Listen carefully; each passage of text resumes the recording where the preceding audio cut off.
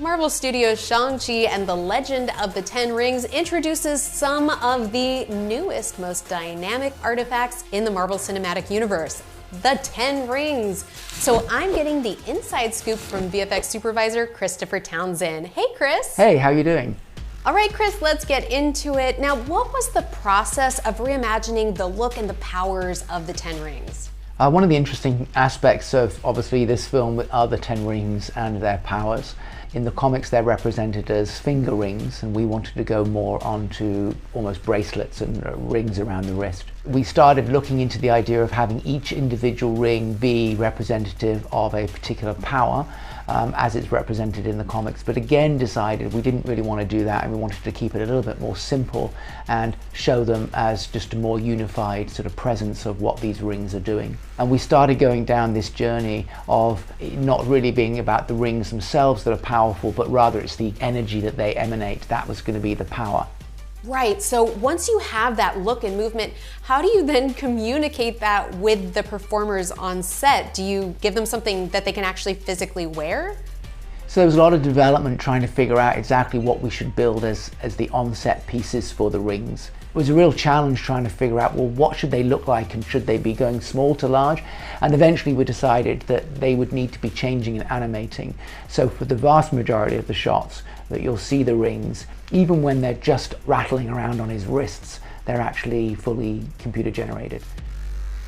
The rings are so dynamic, especially because they emit a different color dependent on who's wielding them. What was the process of choosing which character would wield which color? So trying to find the correct colors for Shang-Chi when he uses the rings and for Wenwu when he uses the rings was kind of tricky. Coming down to color specifically, we ended up with the golds for Shang-Chi and sort of a purplish blue for Wenwu as our sort of two key colors.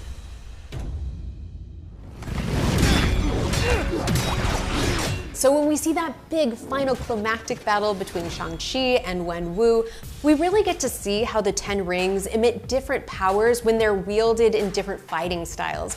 Could you point out some of those subtle differences? So I think one of the interesting things with the film is how the rings are different for each character. In essence, Wenwu is not necessarily fundamentally evil, but there are sort of aggressive overtones to who he is as a character. And so the characterization of those rings was an extension of that. And when Shang-Chi, when he's using the rings, there's almost an aura of goodness about him. So when he's in almost a tug of war moment with his father, we see Wenwu, who uses the sort of lightning-based energy, very spiky and aggressive, relative to Shang-Chi's almost silk ribbons of glowing energy and flowing, and it's a much more gentle, serene power.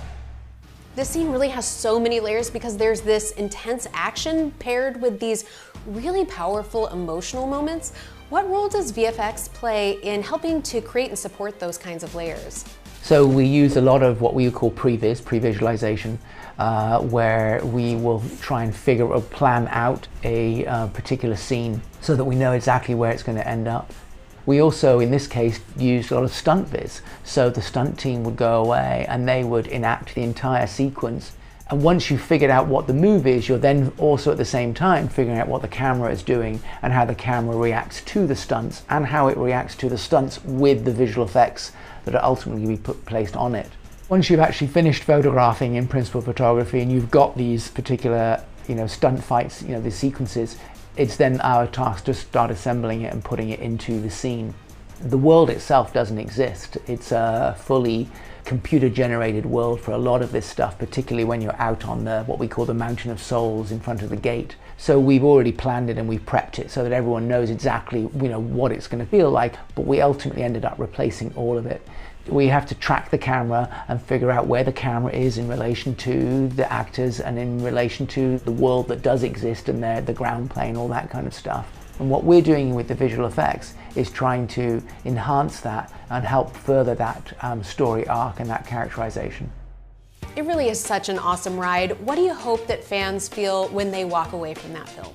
I hope that when the fans have watched the film that they come away thinking that not only they had a really good ride, that they've seen some incredible fights, but that ultimately it's about relationships and it's about love and family. It's just got so much going on, and I think it's really exciting to be working on a film that has so many different touch points that hopefully an audience can get excited about.